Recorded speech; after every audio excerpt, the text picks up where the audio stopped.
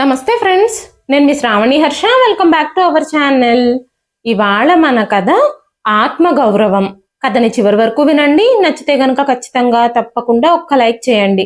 ఈ కథ పైన మీ విలువైన స్పందనని కామెంట్ రూపంలో మాకు తెలియజేయండి. కొత్తవారు ఎవరైనా చూస్తున్నట్లయితే మన ఛానల్ని సబ్స్క్రైబ్ చేసుకోండి. కృష్ణమోహన్ గారు కుర్చీలో కూర్చుని పుస్తకం చదువుతూ ఉన్నారు. అదే సమయంలో ఆయన భార్య ప్రసన్నలక్ష్మి గారు ఆ దగ్గరలోనే కూర్చుని ఊలుతూ స్వెటర్ అల్లుతూ ఉన్నారు. అంతలోనే వాళ్ళ మనవడు పుస్తకాలు తీసుకొచ్చి, తాతయ్య నువ్వే బుక్ చదువుతున్నావు? నా దగ్గర మీరు చదివే బుక్ లాంటి బుక్కులేమీ లేవు. నా పుస్తకాలు చూడండి, మీరేం చదువుతున్నారో నాకు చూపిస్తే నేను చదువుతాను కదా. మీరు మీ పుస్తకాన్ని పక్కన పెట్టి నా దగ్గరున్న పుస్తకాలు చదవండి తాతయ్య. చాలా బాగున్నాయి నా పుస్తకాలు. నా బొమ్మల కథల పుస్తకాలు ఎంత బాగున్నాయో అనగానే కృష్ణమోహన్ గారు మనవడి పుస్తకాలన్నీ చూసి, నీ దగ్గర మంచి మంచి కథల పుస్తకాలు ఉన్నట్టున్నాయే, ఇవన్నీ చాలా అద్భుతంగా ఉంటాయా?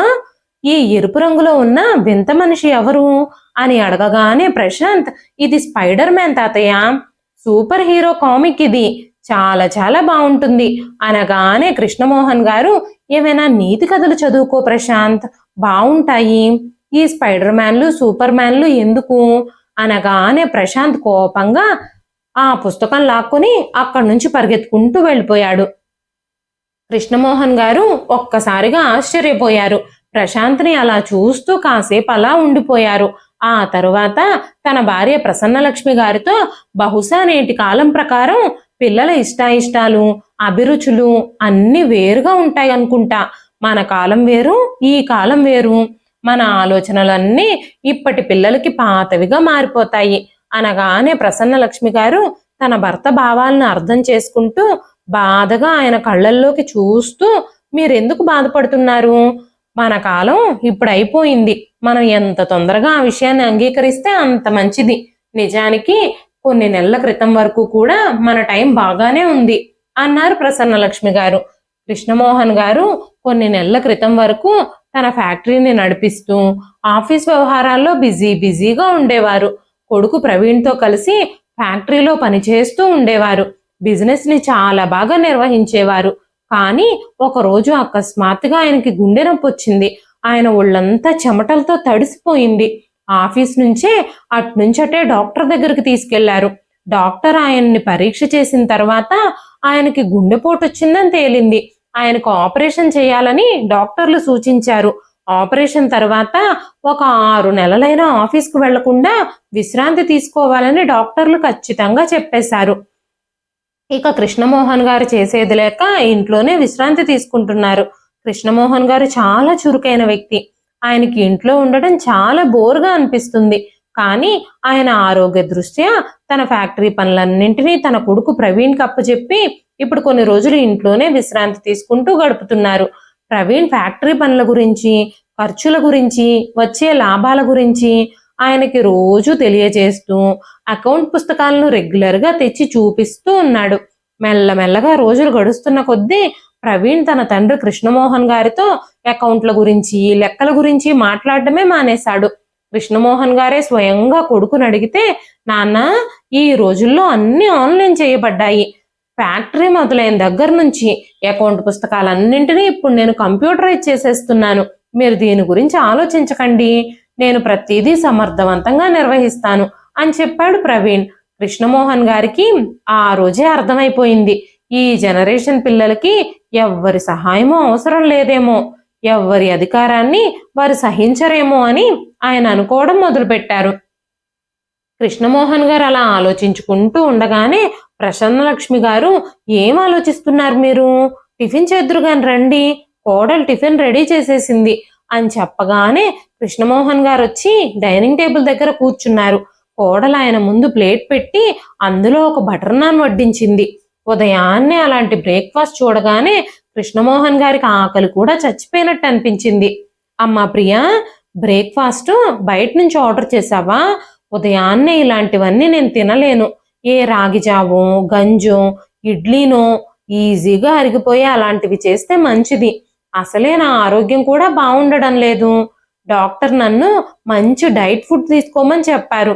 ఇలాంటి బయట ఫుడ్లు, ఆయిల్ ఫుడ్లు ఆయిల్స్, మసాలాలు ఎక్కువగా ఉన్న ఫుడ్లు, మైదా ఉన్న ఫుడ్లు తినొద్దని చెప్పారు అని మాట్లాడుతూ ఉండగానే కోడలికి కోపం వస్తుందేమోనని ప్రసన్నలక్ష్మి గారు ఆయన మాటలకు అడ్డుపడుతూ, మీకు టిఫిన్ నచ్చకపోతే నేను మీకోసం గంజి కానీ జావ కానీ చేసుకొస్తాను అంటూ కృష్ణమోహన్ గారి ముఖంలో ఉన్న అసంతృప్తిని గమనించి ప్రసన్నలక్ష్మి గారు గబగబా వంటగదిలోకి వెళ్లారు.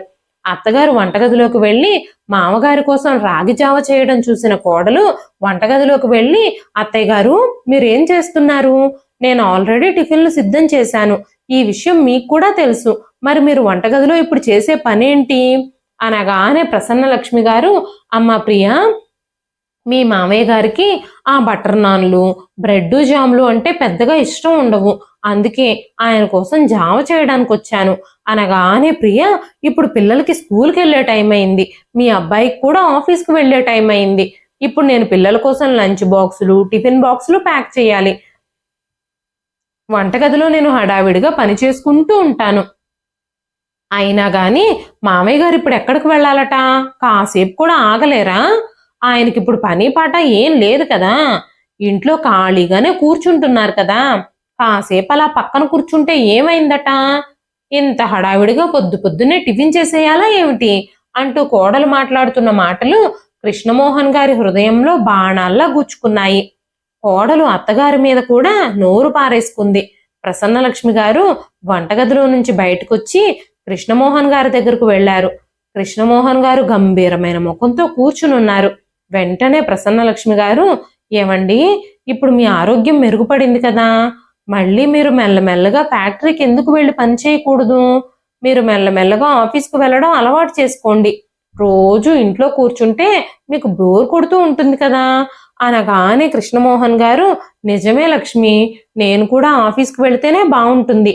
ఇక్కడ ఇంట్లో ఇలాంటి మాటలు విని అనవసరంగా మనసు పాడు చేసుకోవడం కంటే ఆఫీస్కి వెళ్ళడమే మంచిది అన్నారు కృష్ణమోహన్ గారు. మరుసటి రోజు ఉదయం కొడుకు ఆఫీస్కి రెడీ అయ్యే సమయంలో కొడుకుతో పాటు కృష్ణమోహన్ గారు కూడా రెడీ అయ్యి ఫ్యాక్టరీకి వెళ్ళడానికి రెడీగా ఉన్నారు. ఆయన మనసులో ఈ రోజు చాలా క్యూరియాసిటీ ఉంది. ఆఫీస్ స్టాఫ్ అందరినీ కలవడానికి ఆయన చాలా ఉత్సాహం చూపిస్తున్నారు. ఎందుకంటే ఆయన ఆఫీస్లో పనిచేసే స్టాఫ్ అందరూ చాలా సంవత్సరాలుగా ఆ ఫ్యాక్టరీలో వర్క్ చేస్తున్నారు. ఆ వర్కర్స్ అందరూ కృష్ణమోహన్ గారిని చాలా అభిమానించేవారు. కృష్ణమోహన్ గారు కూడా పనిచేసే వాళ్ళందరినీ వర్కర్లలా భావించకుండా తన స్నేహితులలాగా, కుటుంబ సభ్యుల్లాగా భావించేవారు. ఎవ్వరికీ అందనంత ఎత్తుకి కృష్ణమోహన్ గారు ఎదగడం కోసం ఆ ఫ్యాక్టరీలోని వర్కర్లందరూ ఎంతగానో సహకరించారు. పగలు రాత్రి ఆయనతో కలిసి పనిచేశారు. అందుకే ఆ ఫ్యాక్టరీలో పనిచేసే ప్రతి ఒక్కరి మీద ఆయనకు ప్రత్యేకమైన ఆదరాభిమానాలు ఉన్నాయి. ఈ విషయాలన్నీ ఆలోచించుకుంటూనే కృష్ణమోహన్ గారు తన ఫ్యాక్టరీకి చేరుకున్నారు. లోపలికి అడుగు పెడుతూ ఉన్నప్పుడు కొడుకు ప్రవీణ్ తన సీట్లో కూర్చుని ఉండడం చూశారు కృష్ణమోహన్ గారు. ఇంతకు ముందు ఆఫీస్లో పనిచేస్తూ ఉన్నప్పుడు కొడుకు ఆ సీట్ని ముట్టుకోవడానికి కూడా భయపడేవాడు. ఈ రోజు కృష్ణమోహన్ గారు ఆఫీస్కి వస్తూ ఉండగా కొడుకు ప్రవీణ్ ఆయన్ని చూసి ఆశ్చర్యపోయాడు. ప్రవీణ్ ఆశ్చర్యంతో ఆయన దగ్గరకు వెళ్ళి, నాన్న, మీరు ఇక్కడున్నారేంటి అనగానే కృష్ణమోహన్ గారు, చాలా రోజుల తరబడి ఇంట్లోనే కూర్చుని నాకు విసుగు పుడుతుంది. మెల్లమెల్లగా ఫ్యాక్టరీ పనుల్లో ఇన్వాల్వ్ అవ్వడం మంచిదే కదా అని నేను అనుకున్నాను అంటూ కృష్ణమోహన్ గారు ఆఫీస్ వాతావరణం అంతా చూస్తూ ఉన్నారు. ఆ ఫ్యాక్టరీలో ఉన్న యంత్రాలన్నీ మార్చబడ్డాయి. ప్రవీణ్ కొత్త కొత్త మిషన్స్ని ఆర్డర్ చేశాడు. అవన్నీ చూసి కృష్ణమోహన్ గారు ఆశ్చర్యపోయారు. అంతేకాకుండా ఇంతకు ముందు పనిచేస్తూ ఉన్న ఎంప్లాయీస్ ఎవ్వరూ అక్కడ లేరు. అందరూ కొత్త వాళ్ళు, కొత్తగా కనిపిస్తున్నారు. వెంటనే కృష్ణమోహన్ గారు ప్రవీణ్తో, బాబు ప్రవీణ్, మన పాత ఎంప్లాయీస్ అందరూ ఏమైపోయారు అని అడగగానే ప్రవీణ్, నాన్న, విషయం ఏమిటంటే మన దగ్గర ఉన్న మెషిన్స్ అన్ని పాతబడిపోయాయి. అందుకే ఆ మెషిన్స్ స్థానంలో కొత్త మెషిన్లు ఆర్డర్ చేశాను. మన పాత ఎంప్లాయీస్కి ఈ కొత్త మిషన్స్ని నిర్వహించే పరిజ్ఞానం లేదు. అందుకే నేను వాళ్ళందరినీ తీసేసి కొత్త ఎంప్లాయీస్ని మార్చుకున్నాను అని చెప్పగానే ఆ మాటలు విని కృష్ణమోహన్ గారు షాక్ అయిపోయారు. అక్కడే ఉన్న కుర్చీలో కృష్ణమోహన్ గారు కూర్చోగానే వెంటనే ప్రవీణ్, నాన్న, ఇది అకౌంటెంట్ చైరు, మీరు ఇక్కడెందుకు కూర్చున్నారు? అకౌంటెంట్ కూడా ఆఫీస్కి వచ్చే టైం అయిపోయింది. మీరెళ్ళి వెయిటింగ్ రూమ్లో కూర్చోండి అన్నాడు ప్రవీణ్.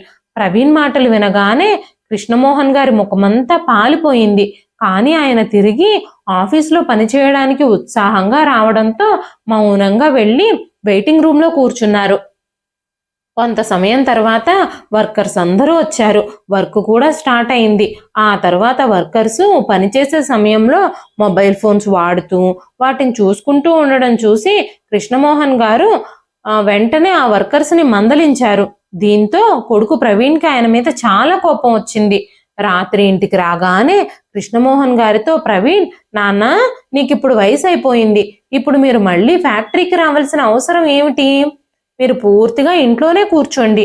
మీరు ఇంట్లో కూర్చుని విసుగు గనుక పుడితే మీరు ఏ గుడికో పార్కుకో వెళ్ళండి. లేదంటే కొన్ని రోజులు అలా అమ్మని తీసుకొని తీర్థయాత్రలకు వెళ్ళిరండి. కానీ దయచేసి నా పనుల్లో మాత్రం జోక్యం చేసుకోవద్దు. ఇంకెప్పుడు ఆఫీస్కి రావద్దు. మీ వల్ల ఆఫీస్ వాతావరణం చెడిపోతుంది అన్నాడు ప్రవీణ్. కొడుకు నుంచి అలాంటి మాటలు విని కృష్ణమోహన్ గారు ఒక్కసారిగా షాక్ అయిపోయారు.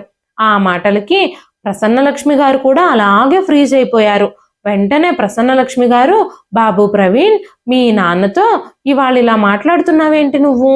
ఆయన ఆఫీస్కి వచ్చి నీకు సహాయం చేయాలనే కదా అనుకుంటున్నారు. దీనికోసమే కదా ఆయన ఆఫీస్కి వచ్చింది అనగానే ప్రవీణ్, నా పనులన్నీ ఎలా చేసుకోవాలో నాకు బాగా తెలుసు, నాకెవ్వరి సహాయమూ అవసరం లేదు అని చెప్పాడు. కన్నీళ్లతో భార్యాభర్తలిద్దరూ ఒకరి మొహాలొకరు చూసుకుంటూ తమ గదిలోకి వెళ్ళిపోయారు. అప్పుడు ప్రసన్నలక్ష్మి గారు కృష్ణమోహన్ గారిని ఓదార్చారు. మీరు అనవసరంగా టెన్షన్ పడకండి. ఈ రోజు జరిగిన విషయాన్ని ఇక్కడే వదిలేయండి. మెల్లమెల్లగా అన్ని సర్దుకుంటాయి. మీరు చాలా రోజుల తర్వాత ఆఫీస్కి వెళ్ళారు కదా, అక్కడ పరిస్థితులన్నీ మీకు మెల్లమెల్లగా అలవాటవుతాయిలే అంటూ ప్రసన్నలక్ష్మి గారు కృష్ణమోహన్ గారిని ఓదార్చారు. కానీ ప్రసన్నలక్ష్మి గారు తన కొడుకు ప్రవర్తన చూసి చాలా బాధపడుతున్నారు. ఆవిడ లోపలే టెన్షన్ పడుతుంది. ప్రవీణ్ తన తండ్రికి ఏ మాత్రమో విలువివ్వకుండా ఇష్టం వచ్చినట్టుగా మాట్లాడడం ప్రసన్నలక్ష్మి గారు సహించలేకపోతున్నారు. ఆవిడకి ఆల్రెడీ బీపీ ఉంది. ఆవిడ ఎప్పటి నుంచో బీపీకి మందులు వాడుతున్నారు. కానీ ఆవిడ రోజు టెన్షన్ తీసుకోవడం వల్ల ఆవిడ పరిస్థితి మెల్లమెల్లగా విషమించింది. ఒకరోజు రాత్రి ప్రసన్నలక్ష్మి గారు నిద్రపోయి ఉదయానికి తిరిగి లెగవలేదు. కృష్ణమోహన్ గారు కూడా భార్యను కోల్పోయినందుకు చాలా కృంగిపోయారు. ఆ షాక్ని తట్టుకోలేకపోయారు. కృష్ణమోహన్ గారి దిగజారిన పరిస్థితి చూసి కృష్ణమోహన్ గారి చెల్లెలు అన్నపూర్ణమ్మ గారు ఆయన్ని వదిలి వెళ్ళలేకపోయారు. ఆ 13 రోజులు ఆవిడ తన అన్నయ్యతో పాటే ఉండిపోయారు. 13వ రోజు తర్వాత బంధువులందరూ వెళ్ళిపోయినా కూడా అన్నపూర్ణమ్మ గారు మాత్రం కృష్ణమోహన్ గారికి సహాయంగా అక్కడే ఉండాలని అనుకున్నారు. కానీ కొడుకు కోడలు ఏమనుకుంటారోనని ఆవిడ తిరిగి వెళ్ళిపోయారు.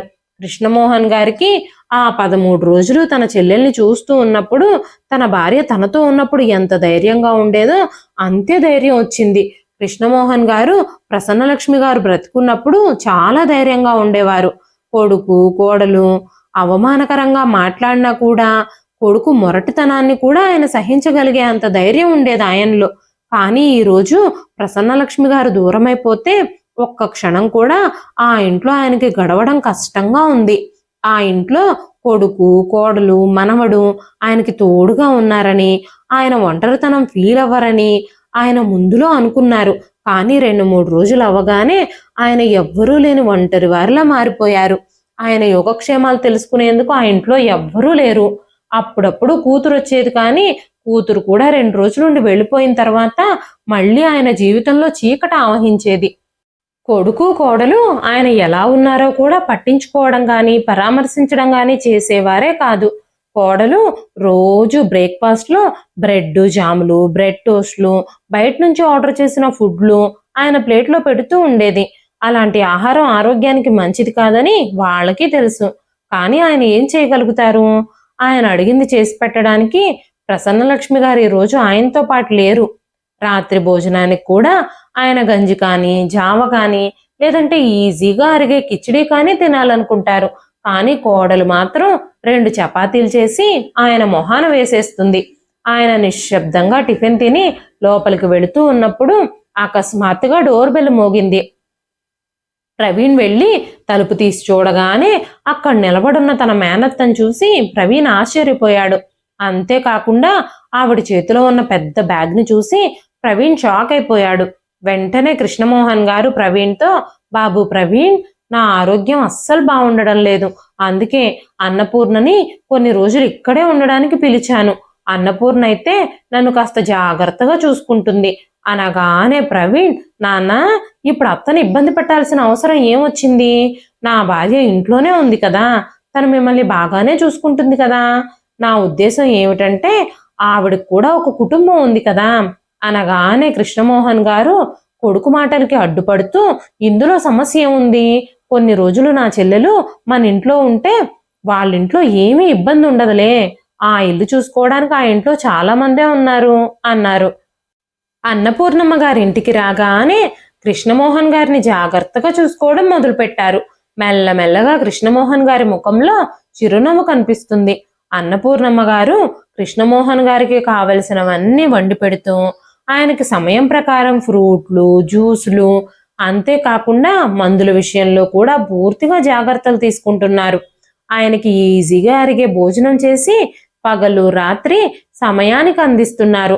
అప్పుడప్పుడు కూతురు కూడా తండ్రి యోగక్షేమాలు కనుక్కోవడానికి వస్తూ ఉండేది. మెల్లమెల్లగా కృష్ణమోహన్ గారు భార్య పోయిన బాధలు మర్చిపోవడానికి ప్రయత్నిస్తున్నారు. అయితే ముక్కు మీద కోపం ఉన్న కోడలు ప్రియ మాత్రం ఈవిడ అత్తగారిలా పెత్తనం చేస్తూ నా పనులన్నింటిలో అడ్డుపడుతూ నా ఇంట్లో ఉండడం నాకు ఇష్టం లేదు అంటూ అన్నపూర్ణమ్మ గారిని ఇబ్బంది పెట్టడం మొదలుపెట్టింది.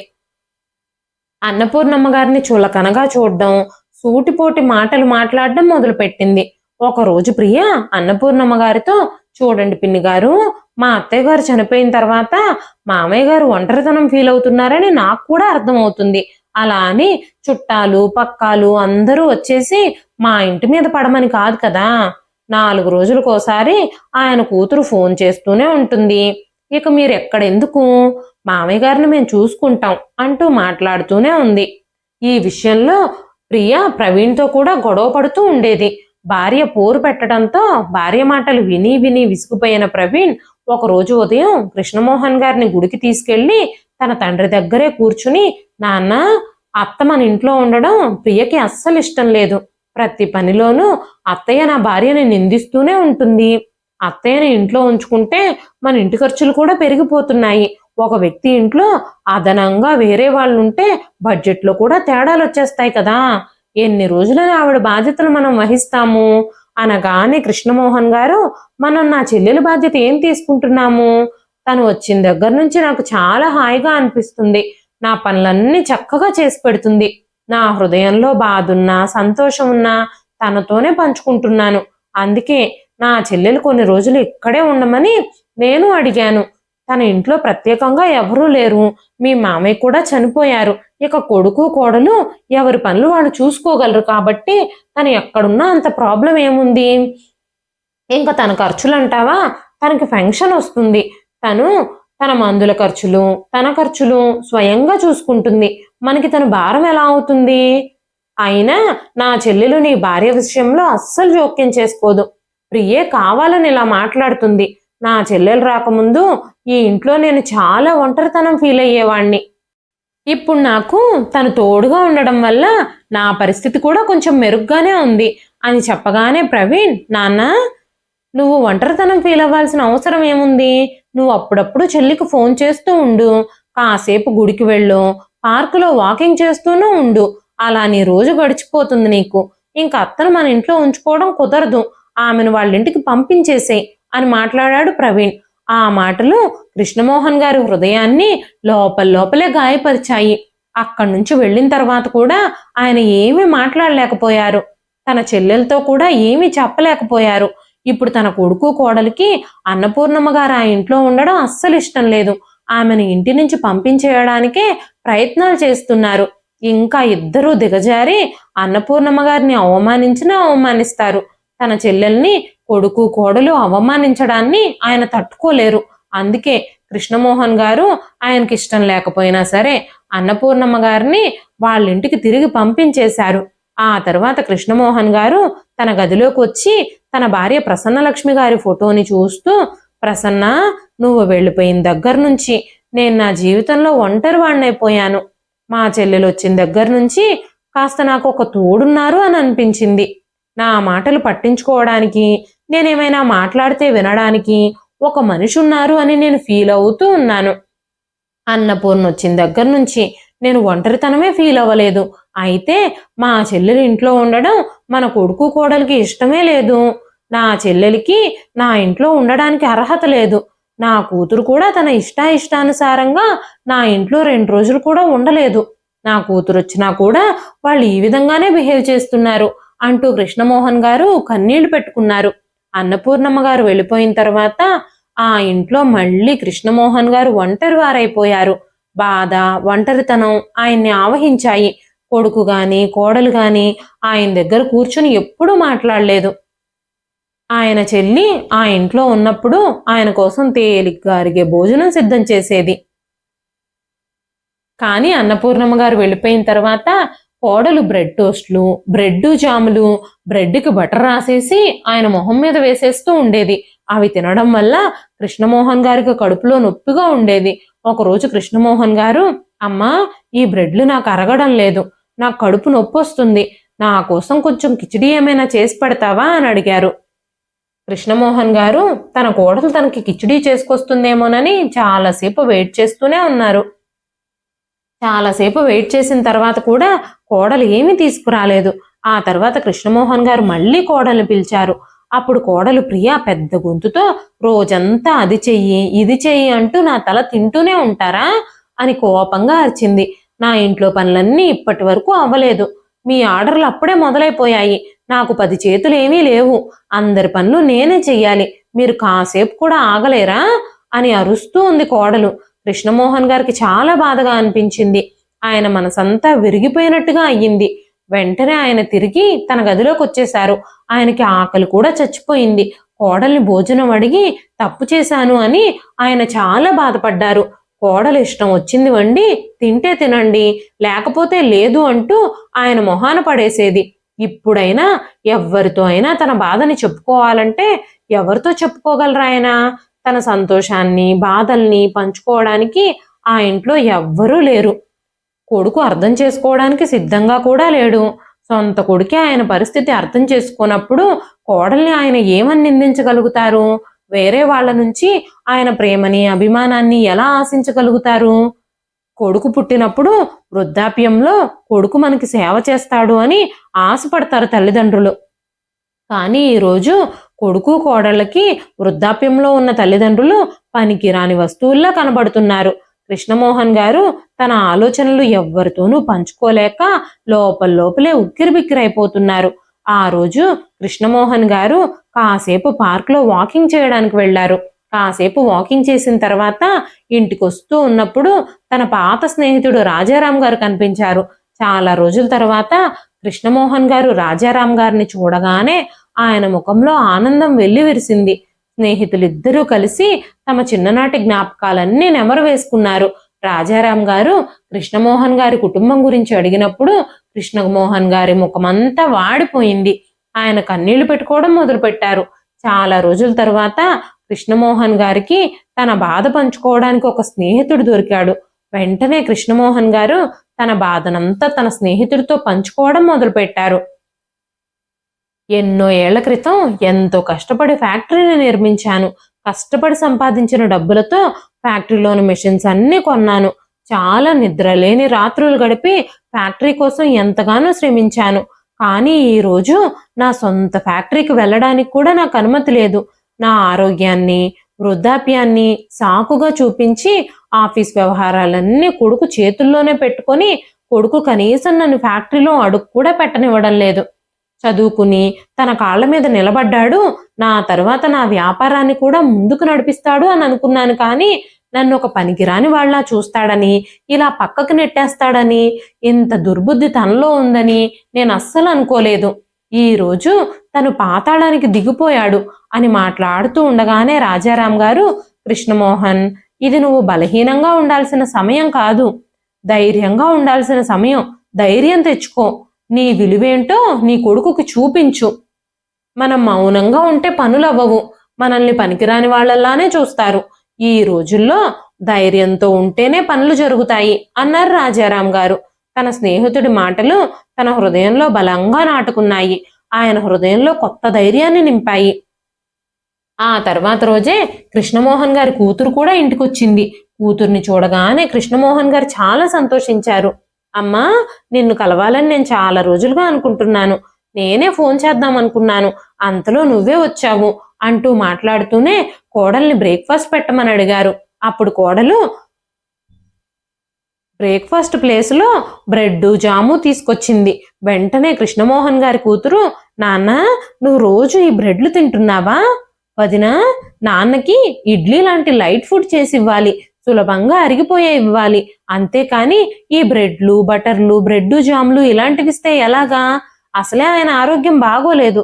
డాక్టర్లు ఈజీగా అరిగే ఆరోగ్యకరమైన ఫుడ్ ఇవ్వాలని చెప్పారు కదా అనగానే ప్రియ కోపంగా, మీ నాన్నగారు ఇలాంటివన్నీ తింటున్నప్పుడు నీకెందుకు నొప్పి? ఆయనే నోరు మూసుకుని తింటున్నారు, నువ్వెందుకు ఎక్కువ మాట్లాడుతున్నావు? రోజంతా వంటగదిలో ఒక్కొక్కళ్ళకి ఒక్కొక్క రకం టిఫిన్ చేయడానికి నాకేమీ 10 చేతులు లేవు.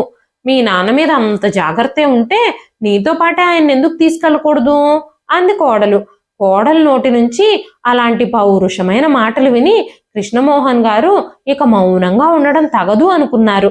వెంటనే కృష్ణమోహన్ గారు, అమ్మ ప్రియా, ఇప్పటికే నువ్వు చాలా మాటలు మాట్లాడేశావు, ఇంక చాలు. బహుశా ఇది నా ఇల్లు అని నువ్వు మర్చిపోయి ఉండుండొచ్చు. అసలు నువ్వెవరు? నీకేం అధికారం ఉందని నన్ను నా ఇంట్లో నుంచి నా కూతురుతో పాటు వాళ్ళింటికి వెళ్ళమని అడుగుతున్నావు అనగానే ప్రియ కూడా కోపంగా అరవడం మొదలుపెట్టింది. వెంటనే కృష్ణమోహన్ గారు, నేను మాట్లాడాల్సింది ఇంకా పూర్తి కాలేదు. నేను మాట్లాడాలనుకున్నదంతా మాట్లాడే వరకు మౌనంగా ఉండు అంటూ కోడలతో అన్నారు. అదే సమయంలో ప్రవీణ్ కూడా ఇంటికొచ్చాడు. తన భార్యకి తండ్రికి మధ్యలో వాదన జరగడం చూసిన ప్రవీణ్ కృష్ణమోహన్ గారితో, నాన్న, ఏంటిది? ఏం చేస్తున్నారు మీరు? ఇంత షో చేయాల్సిన అవసరం ఏముంది అనగానే కృష్ణమోహన్ గారు, కోడలంత పెద్ద గొంతుతో నా మీద అరుస్తుంది. పెద్ద చిన్న నా వయసుకి మర్యాద కూడా ఇవ్వకుండా అరుస్తూనే ఉంది. కానీ నీకు ఆ మాటలేం కనిపించడం లేదు. నేను మాట్లాడిన మాటలే కనిపిస్తున్నాయి. నా ఫ్యాక్టరీని నేను కష్టపడి కట్టుకున్నాను, కష్టపడి డెవలప్ చేశాను. నా చెమటని రక్తంగా మార్చి ఆ ఫ్యాక్టరీని ఆ స్థితికి తీసుకెళ్లాను. కానీ ఈ రోజు నా ఫ్యాక్టరీని ఆక్రమించి నువ్వు నన్ను తీర్థయాత్రలకు వెళ్ళమని సలహాలు ఇస్తున్నావు కదా. కష్టపడి రాత్రి పగళ్ళు ఆ ఫ్యాక్టరీ మంచి పొజిషన్కి తీసుకెళ్లడానికి నేను శ్రమించాను. ఆ ఫ్యాక్టరీలో సంపాదించిన రూపాయి పోగు చేసి ఈ ఇంటిని కట్టాను. కానీ ఈరోజు నాకు వృద్ధాప్యం రాగానే నన్ను ఒక చచ్చిపోయిన శవంలా పరిగణిస్తున్నారు మీరు. రోజు ఉదయం టీ కోసం గంటలు గంటలు ఎదురు చూడాలి నేను.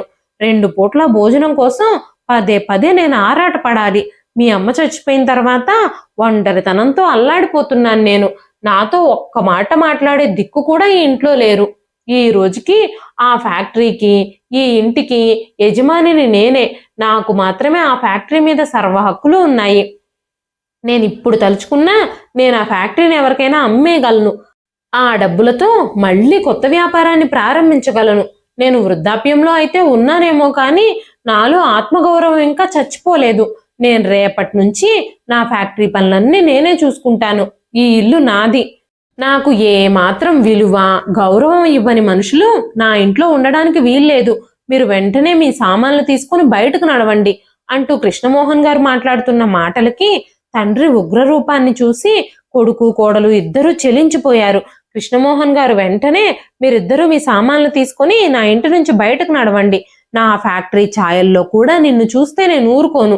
ఇక నుంచి ఈ ఇల్లు ఆ ఫ్యాక్టరీ నా ఇష్ట ప్రకారమే నడుస్తాయి అని కృష్ణమోహన్ గారు చెప్పగానే కొడుకు కోడలు ఇద్దరూ పరిగెత్తుకుంటూ వచ్చి కృష్ణమోహన్ గారి పాదాల మీద పడ్డారు. క్షమాపణలు చెప్పడం ప్రారంభించారు. నాన్న, మాకు ఇంకొక అవకాశం ఇవ్వండి. మీకు ఎలాంటి ఇబ్బంది లేకుండా మేం చూసుకుంటాము. ఆఫీస్ బాధ్యతలన్నీ నువ్వే తీసుకో. ఇంట్లో నీకు ఇక ఎలాంటి ఇబ్బంది రాదు. నిన్నిక మేము జాగ్రత్తగా చూసుకుంటాం. కానీ ఈ ఇంట్లో మమ్మల్ని ఉండనివ్వండి, మమ్మల్ని బయటకు గెంటేయొద్దు అంటూ బ్రతిమాలుతున్నారు కొడుకు కోడలు. కృష్ణమోహన్ గారు కొడుకు కోడలికి ఇంకొక అవకాశం ఇవ్వాలని అనుకోనే లేదు. తండ్రి ఆస్తిలో వాటా రాదని, ఇంటి నుంచి వెళ్ళిపోవాల్సి వస్తుందని మారిపోయినట్టు నటిస్తున్న కొడుకు కోడల్ని ఆ ఇంటి నుంచి బయటకు పంపించేశారు కృష్ణమోహన్ గారు. ఆయన రోజంతా ఆ ఇంట్లో పనిచేయడానికి ఒక పని మనిషిని పెట్టుకున్నారు. తన చెల్లెలు అన్నపూర్ణమ్మ గారిని తిరిగి ఆయన ఇంటికి పిలిపించుకున్నారు. వృద్ధాప్యంలో ఒంటరిగా ఉంటున్న అన్నపూర్ణమ్మ గారు కూడా తన అన్నయ్యతో కలిసి ఉండడానికి వెంటనే వచ్చేశారు. అన్న చెల్లెళ్ళిద్దరూ ఈ వయసులో ఆనందంగా ఒకరి కష్టాలు, బాధలు, ఆనందాలు పంచుకుంటూ ఆ ఇంట్లో ప్రశాంతంగా ఉంటున్నారు.